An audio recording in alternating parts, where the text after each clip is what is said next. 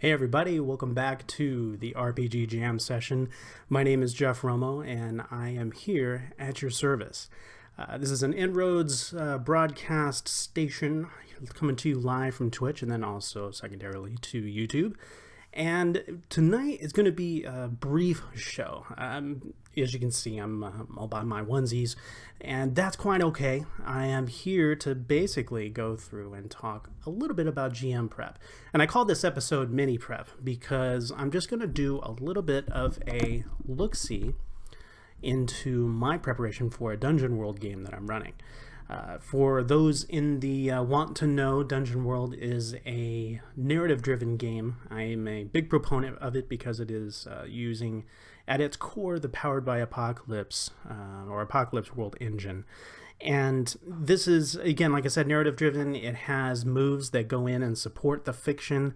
There are some dice rolling, as is wont in RPG, so you get your randomness as well. That contributes to the fiction. It's not something that takes away from it. It just spices it up. It gives it a little bit of a spassamitable. But in any case, I digress. Dungeon World, one of my favorite games. It's fantasy-based, so currently I have a couple of seasons that are running for a group that I've been running this system through. And the first series was kind of the construction of the world. With Dungeon World, you're able to come in and build the world from the ground up, and then obviously building your characters and forging their path within this world. So Series 1 was an epic, somewhat not a retelling, but was kind of it was kind of inspired by Snow White and the Seven Dwarfs. I'll just say it. But there was only two dwarves, and there was one lady who was an immolator, so basically a pyrokinetic. And what the whole thing did was just lay the groundwork for some of the more popular legends of this particular realm. And they succeeded in their mission at great cost to all of them. And if you want to hear a little bit more about the story, I could always link it in the show notes, whatever. But we've moved on to Series 2.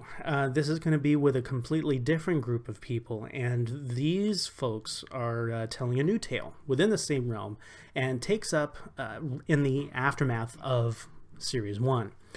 So the great thing about this is that we are going to continue where that story left off. You know, it could be a year, it could be many years, it could be 2 days after what happened. But the main thing that I wanted to cover tonight was a little bit of prep that I'm going to do for the third episode of this particular game set.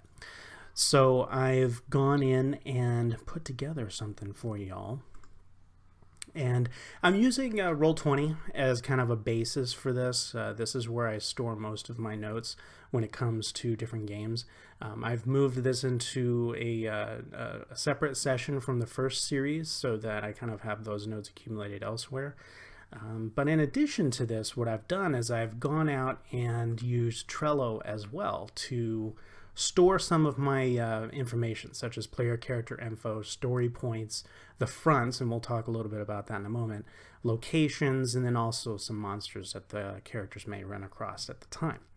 So let's get started, shall we? I have in the display before you the Roll20 screen. And normally when I go through and I have things set up, and I'm going to get into this in a couple of weeks when I sit down with our buddy Daniel Fisher, as we went through and we talked about Fantasy Grounds and the setup for that. I wanted to do the same thing for Roll20 and just kind of show some, show new GMs out there some of the setup and prep that I do for that particular system or online tool. So whenever I start a game, I am going to have four main areas that I'm going to just begin my information with. The first area is obviously characters. This is where the player characters are going to be. This is where all of their data is being stored, character sheets, that sort of thing, in addition to bio and info. So that's kind of what we have in that particular area. Next up, we have handouts. So in this area, I will store some of the primary sets of information. Maybe it might be rules related. It might be related towards, let's say, particular noteworthy elements within the game, locations, NPCs, that sort of thing. And I may actually create separate folders for it. So, for instance, within Dungeon World, there are things called basic moves that every single character has. And, yeah, you guys like this right here. That was made by the Tavern's own Alyssa. And she did a fantastic job there. Created a whole religion that I actually ported into this world because it was completely awesome. I digress. We have information on the basic moves, that sort of thing, that are involved with Dungeon World. So I went through and I typed those in, added it in for the ability just to have a quick reference, and I can share those with the players in the game. So if, as sessions go on, if there are elements that I haven't included here, then what I'll do is I'll go in and I'll actually create a new handout, add in those particular rules that maybe might be the most helpful for those characters. I've done it before in a Stars Without Numbers game where we needed information on starships and starship combat, so I added some of the rules that were in there to a handout that all of the players could see. Next off, fronts. So within Dungeon World, there are elements that move against or alongside the player characters. And whatever the characters do in this game, they are going to influence the world around them, and they're also going to influence the fronts, whatever those particular fronts may or may not be. So I thought what I'd do is, this is part of my GM prep here, is not only going through the characters, reviewing any notes that might have been added between sessions, or if I may have some GM notes down there below. Let's see here, I think it was Valden's character added a few bits of information when it came to wild empathy down there. So I can actually manage some notes. And if I have things that I might want to add in because perhaps I might have it within my Trello, I can do that as well. I can bring in some information from that scope, which, to be honest, is something that's pretty helpful for me as a GM, because I'm going to be able to say, okay, this information is going to be important. I'm going to need to update this. Here's some tidbits that I want to go through. So I can go in and make the best use of that as possible. So back to Roll20. So fronts. That's the next bits of information that I have down there. So within Dungeon World, there's a major arcing campaign front, and that gets developed after the first session along with the other fronts involved. And in some cases, as the session goes on, more fronts can be developed. So for me, I have one front that is called Summon the Queen, or Summon a Queen. And for the description here, I have those who have served the Queen for centuries now find the power vacuum left behind by her death is in need of filling. Multiple parties seek to assert control, and I didn't spell that correctly. Oh my gosh, what do I do? Oh, I just go in here and I edit it. No problem. Control over the realm, but only one can find the key for summoning a new queen. So this particular front is going to have elements within it that contribute to the overarching story. Right now, the players are still involved with the adventure fronts, the ones that are kind of part of each of the sessions, and those are building towards the information that I'm going to keep within this particular campaign front.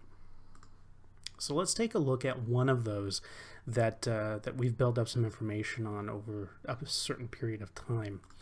The first one is the Legates of Southold. So this is the main city in the story. And what I can do here is I can start just adding in information that I've built up from my Trello notes from the particular game. This is something that's kind of cool, is that these notes and this information that I've gotten through the sessions has actually been something that was shared. It was a shared experience amongst the players and myself, so that we feel really invested in the game. And here's kind of where I wanted to pass along some information for folks out there, especially new GMs, is that, you know, be open to what your players have to say. There's going to be, and we've talked about this before, there's going to be moments where you spent a lot of time putting info together. You've spent a lot of time researching storylines. Maybe you've even read I've done this before. I've read a whole book because I wanted to get the ebb and flow of what a true heist should feel like. So I read a couple of books, actually, in that regard. But then when I entered into the game, I found that the players didn't even have that kind of tone. They didn't have that kind of feel for the game. They actually took it in a much darker universe than I had thought, and that's even with us having a general understanding of what the game's going to be like at the onset. So back to the main point. Be prepared to change things up, and don't be afraid to do so, especially if you're in a situation where that's going to bring the players in on the game more. And this is a point we've drummed home several times, several episodes, is that players' investment, that players' joy of being in the game is going to be vastly improved the more you let them jump into place. So, all right, so we're gonna go ahead and just run this in here. May seem a little redundant to have that info, but at some point I'm going to actually share this with the players. I'm going to go ahead and say, okay, let me go ahead and introduce this information to you, and then I may actually have separate notes down here below in the GM notes section that are more specific to me. But at some point I may actually end up sharing some info. So for this one, as I mentioned, within Dungeon World you have the adventure fronts and then you have campaign fronts. And the adventure fronts are those that are more episodic, and they may travel from one session to the next, but they're going to actually be a little bit more particular, more specific, but they are going to contribute to the overarching campaign front, which in this case is the evildoers are looking to summon a new queen for the realm, especially one they can control. So I've gone ahead and I've created a template, and I'll show you that here real quick. This is the basic template I've generated for holding fronts within Roll20. So what I'll do is I'll just copy and paste this into a new handout, so I'm just ready to go instantaneously. So let's see here. Let me go back in here. There's my template. We'll reopen that Legates of Southhold one just in cases, and then we'll do some editing. All right. So yeah, so I'm going to go ahead and I'm going to add in some info here. Legates of Southhold, too many H's. You're going to see how bad a typist I am, especially when I'm leaning over the computer like this. But I'll go ahead and I'll highlight this, make sure that it's described as an adventure description. Let's see here. I'm going to go ahead and paste, put in some information here. These guys are ambassadors. They manage trade agreements, and they also do currency evaluations from one portion of the realm to the next. So these guys are actually going to be traveling outside of the city quite a bit. And in fact, there's a particular individual that the party was following on a train leading out of Southhold, and they managed to make contact with this person. But the more they learn about this person, the more they're going to learn about the Legates of Southhold. And these guys were direct servants of the old queen. So I'm going to go ahead and put that information in here. And what I'm going to do is I'm going to leave the elements that they know kind of in italics, and I'm going to go ahead and take the rest of the information out of italics so that it doesn't look like they actually know that. For some reason it's not letting me do that. There we go. All right, so that will be some information that I'm going to have here. Now, as far as what I consider stakes in the game, these are kind of like, what are the risks that these individuals have when it comes to being a part of this overarching story, this part of even their particular segment of the story. So what I'll end up doing is I'll take a look here. In fact, I'll bring over some information here straight from the book. So types of fronts, creating dangers, that sort of thing, listing the stakes that are involved. These are going to be basic questions about this particular group that applies to them. These are the questions that they're going to ask the narrative, that they're going to ask the story. So the first one, like for example, if this was a knightly order, they may ask the question of who will be the champion of their order. In this case here, though, with the legates, is that who is going to fill the vacuum in the city? Because right now the legates were second in command to the queen and her authority. So with her gone, the legates have now stepped into that power vacuum, albeit as organized as they seemed on the surface, they aren't quite as organized as that. Stepping into this power vacuum has led to an internal struggle. So basically, the first question is, who will be the leader? Who will be the main or the head honcho? So I could even say something as crazy as that. Who will be, oops, should be down in the stakes area. Who will be the head honcho? So that'd be a question that they would ask. Something else. Who will be a new warring faction that they have to face? Who is their greatest enemy? And then how will they maintain control in the city?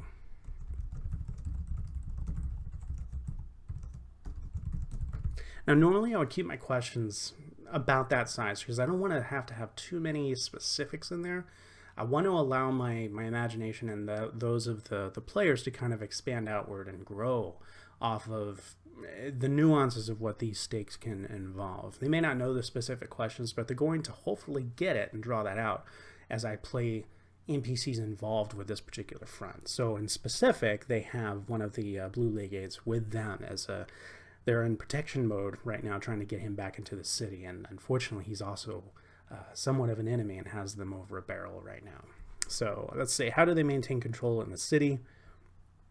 We'll leave it there just to kind of, again, give it that generality flavor and keep it out of the realm of being too specific. So, all right, so those are my stakes. Now, as I start looking at this, I want to, again, stick within the rules of the game, but at the same time, I want to make sure that I'm not overdoing it with the information. And you'll notice as I titled this episode, it's mini prep. It's taking a little bit of a chunk out of my preparation and then allowing some freedom in my mind to let the players kind of have some say in how this story moves forward. Point of fact, when I started the first session of this second series, I had in mind, because of the players that the characters had chosen, or the characters the players had chosen, I had seen a little bit of more of a combat-oriented game. Not that there wouldn't be depth, but that there were certain passions and goals that the players had in mind. But I wasn't sure about how the tone was going to draw out. Was it going to be the overly dark and dramatic? Was it going to have some comedy? Was it going to have some simplicity to it to kind of balance the depth? So when I wound up playing with these guys, the cool thing is that I found that one of them was really good at comedy. Another one was playing the straight character, was an upright paladin that was sworn to a good society of knights and had created this backstory. And then there was an elf who was a ranger but wasn't wedded to the wild because their home village had been destroyed, had been burned down. And the humorous individual, rounding the horn back to him, he's a bard with exceptional skills music-wise, but also does not suffer competition lightly. In fact, he gets rid of competition. So that actually built for me several things that I could grow out of it. So after my first session, what I ended up doing, so I'll save this here for now, and I'll just kind of walk you through some other prep that I did. After that session, what I ended up doing was I ended up having room to create other information. A foil for the Paladin's Order, a death cult of sorts. The actual order that was created by my Paladin ended up making a symbol and everything for the game. Pretty awesome stuff. And then what I ended up doing was creating more in-depth information about the legates. So that was kind of one thing. At first, when I had put this through Series 1, I had only had one core group of legates, but now I ended up having divisions based on color. With the blue legates, the first one that's been fleshed out so far, and that's all based on conversations and gameplay that we've had in this series so far. Another group that I brought together was the Sevenfold Axe Blades. These are a group of orcs that were first responsible for the destruction of the elf's village, but then also responsible for the kidnapping and sale of the paladin's brother into slavery. So there's a tie there that's deeply involved. And when I was searching for information on or connections for the bard was more than happy to jump in and say, look, I'm telling the tale of these two as they're on their path of vengeance, and it's going to do is just contribute to my epic yarn. But then he introduced this whole thing about having someone who is his character being almost murderous, to the point, the jealousy to the point of murder, that, you know what, I'm not going to suffer anybody who's going to conflict or compete with my musical talent. And so two things occurred out of that. Number one, I wanted to find out where he learned such a thing, and so I'm able to build a front out of that. And then also I ended up finding out that there is some form of a connection between the legate they're protecting and the bard. So I'm going to be able to expand information on the legates. I'm going to be able to expand information on these sevenfold axes, this orc tribe. And then I'm also going to be able to expand information on the Order of the Black Rose, this death cult that stands in opposition to the Knight. So that's... Let me parse it down to the elements that I wanted to kind of have this episode give you guys, and that is being of a mind to allow expansion to your game. There's going to be times as a game master, as you get into the skills and abilities of basically project management within this hobby, you're going to start getting to the point where you'll know your crowd and you'll say, okay, well, this crowd's not too much into being involved in the storytelling, so I'm going to have a little bit more agency than they will in creating the narrative. But then you're going to find, for the most part, and I think a larger percentage of the time, you're going to find players who really want to contribute to the narrative. The age of the power gamer is waning, simply because I think people are really wanting to be involved in a story, a great story. And I think it benefits everybody at the table. It benefits the game master because there's less work, right? It benefits the players because they're more involved. And I think it benefits the story in and of itself because you have more than one mind having a hack at it.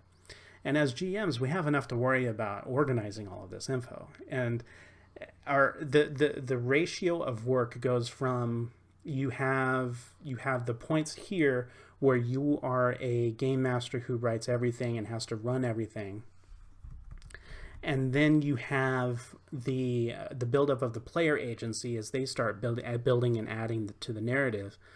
And the thing is that you're going to get to a tipping point right here where things start to line up, and you all are contributing the same amount.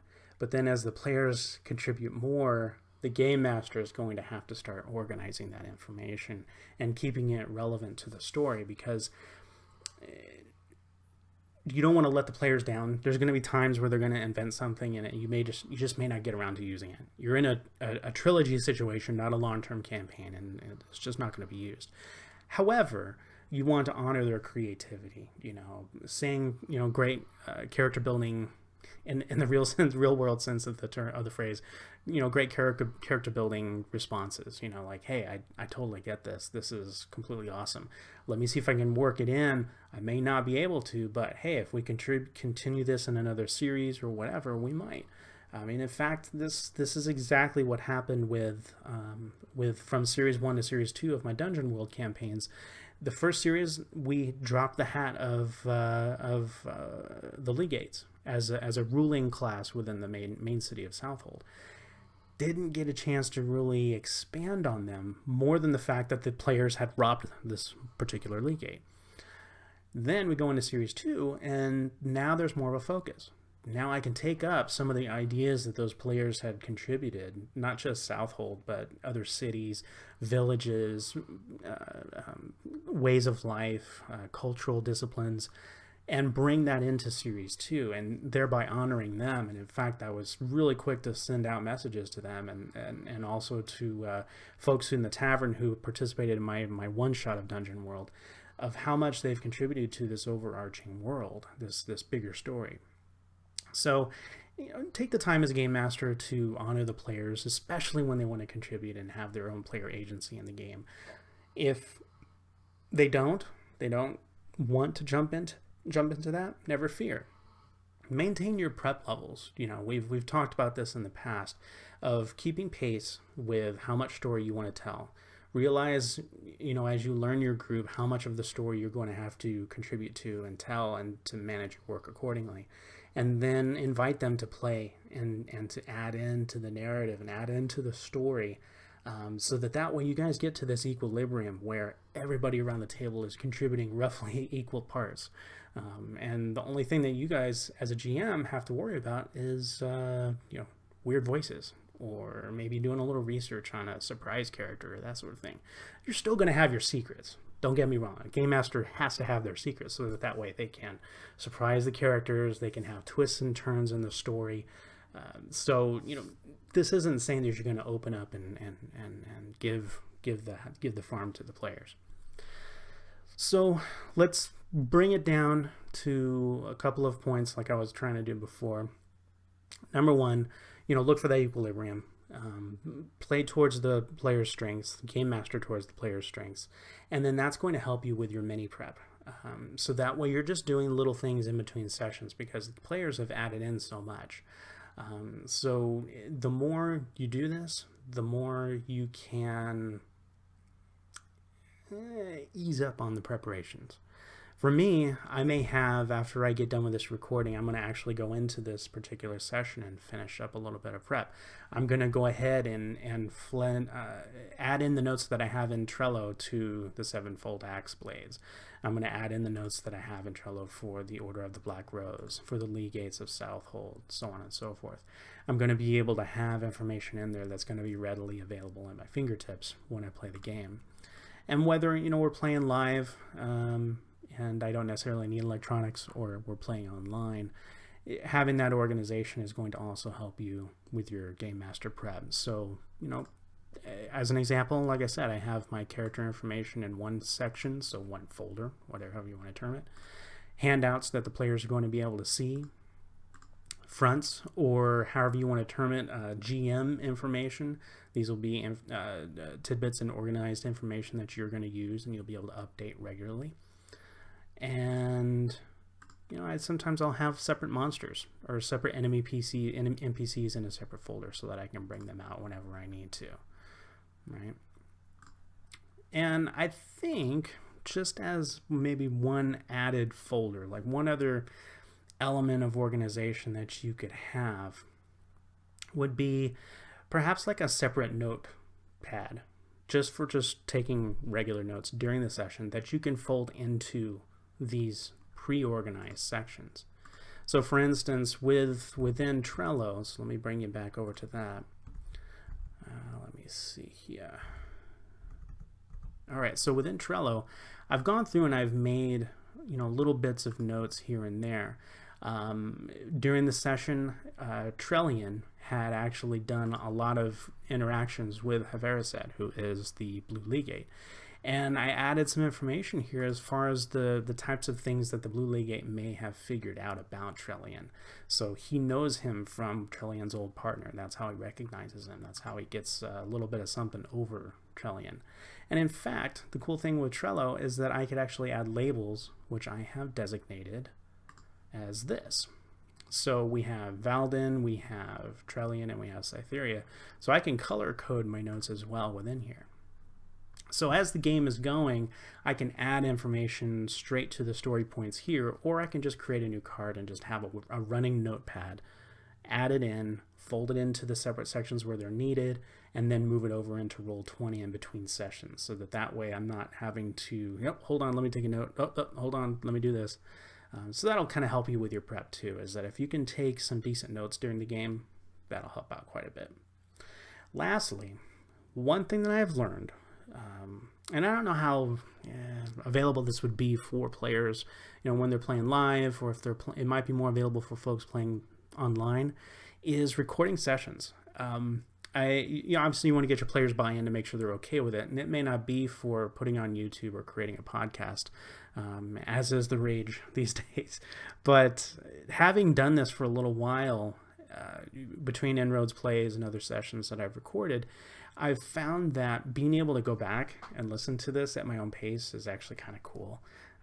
I think it actually cuts down on my prep time quite a bit, because I can get not only the things that I've written down on the paper as we went, but also the mood in which I was in when I wanted to write it down, or maybe I missed something, a turn of phrase, a name that they dropped. But I get back into the space, the headspace that I was in when I thought that was important.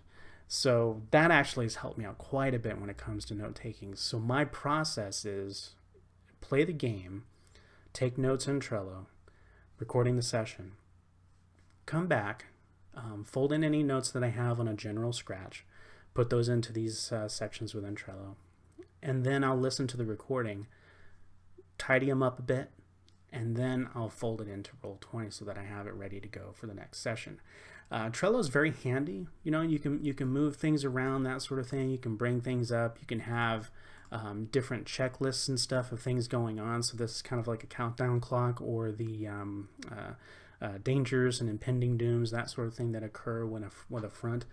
But I want to have one less thing to look at while I'm playing, so I may take all my notes here and then just have Roll20 as a backdrop for rolling dice, or I may end up creating a separate handout and then taking notes here and then folding them in. So just a couple of different angles there. So if you have a chance to record the session, see if the players are okay with it. See if they don't mind it, because I think it's a fantastic way of going back and just getting the high points, and getting into your headspace again.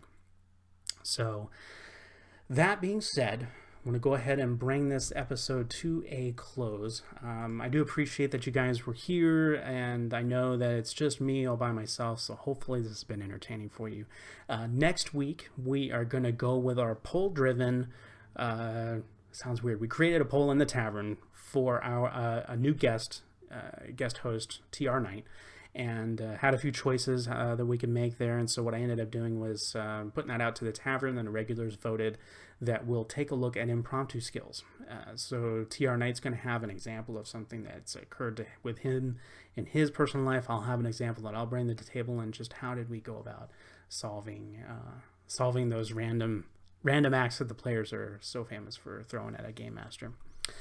And then the following week, if all times coincide and the stars align, we'll have Daniel Fisher back, and we'll go over Roll20 setup when you're just trying to set up a game and just get running. So hopefully we'll have some fun there as well. In the meantime, thanks so much for being here. We appreciate you being a part of the jam sessions. We also definitely appreciate you being a part of learning more about InnRoads Ministries and what we do. So check us out, InnRoadsMinistries.com. We'll have the link down below. Check us out in the Facebooks. You'll go into Facebook.com/Game Store Profits. That's the Tavern, where you can join up, become a regular, learn more about these crazy people that I've come to know and love. And last but not least, I'll have a couple of links down below that might help with some of the information that I passed along. I think I've put Trello down there before, so I'll throw that link down there again. And as always, if you have questions, look me up on in the Tavern or on Twitter at GSPKHEEGAN. That's GSPKHEEGAN. And message me on Twitter or message me in the Tavern, and then let me know if you have any questions, new topics that you want me to approach on this show, and I'll be glad to do my best at honoring that request. So Until next week, I hope all of you crazy cats are going to have fun around your respective tables, playing whatever games strike your fancy, but always focus on the idea that it's about being around that table and making new friends and finding out what happens. So until next week, I'm Jeff Romo, and we will see you laters.